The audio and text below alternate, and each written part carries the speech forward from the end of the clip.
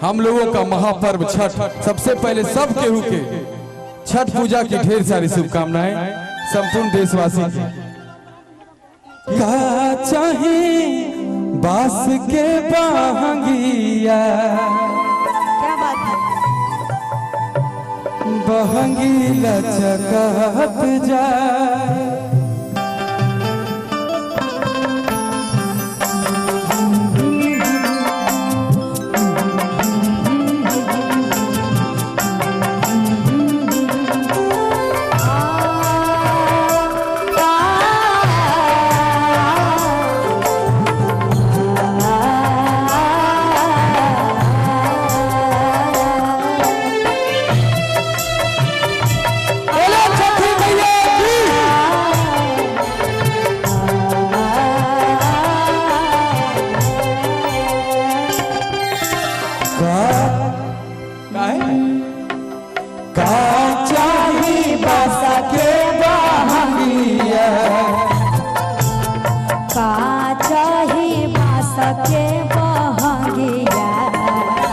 बहंगी लचकता जाए,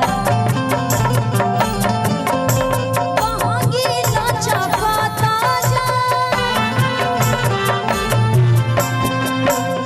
मार बौरे सुगवा धनुक से, मार बौरे सुगवा धनुक से, सुगा गिरे मुरझाए, सुगा गिरे मुरझाए।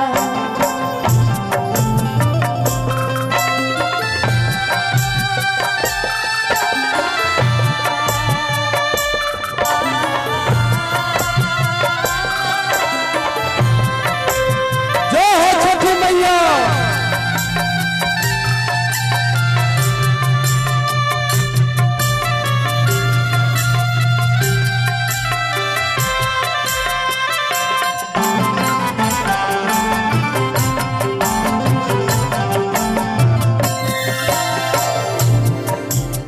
फल फल हरिया से भरल बा दौरावा, फल फल हरिया से भरल बा दौरिया, रेलिया रात सूरज उगना पुरबावा, रेल काला सुखवत धकउगिना पुरबिया। फल फल हरिया से भरल बा दौरावा, रेलिया रात सूरज उगना पुरबावा। कहा चाहे बास के बहंगिया,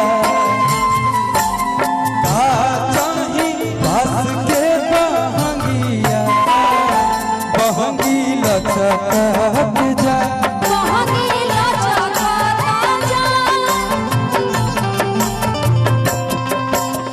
बाट जे पूछेला बटोहिया, बाट जे पूछेला बटोहिया, बहंगी के करा के जा, छठी मैया।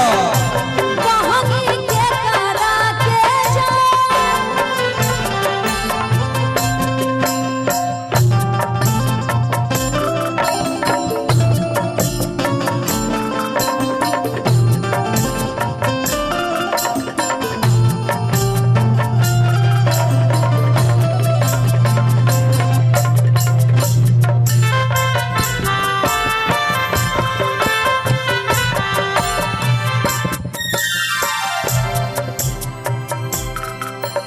छोटा का बला काबा के माई रक्षा करी है,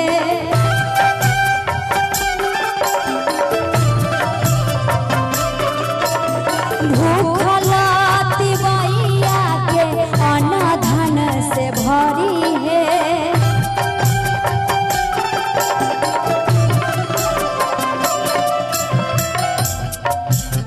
यानहरा हौरे बातहिया, आन्हरा हौरे बातहिया, बहंगी छठी मई के जाए,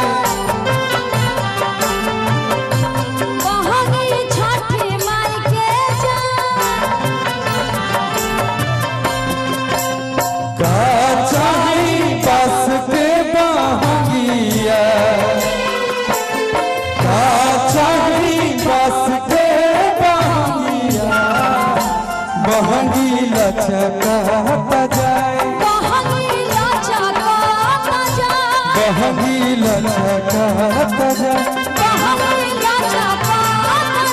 बहगी ललकाता जा, बहगी ललकाता जा। बोल छठी मैया की जय। हे छठी मैया, सभी पर कृपा बनल रहे, सब खुश रहे, एकदम मस्त रहे, स्वस्थ रहे। हाँ।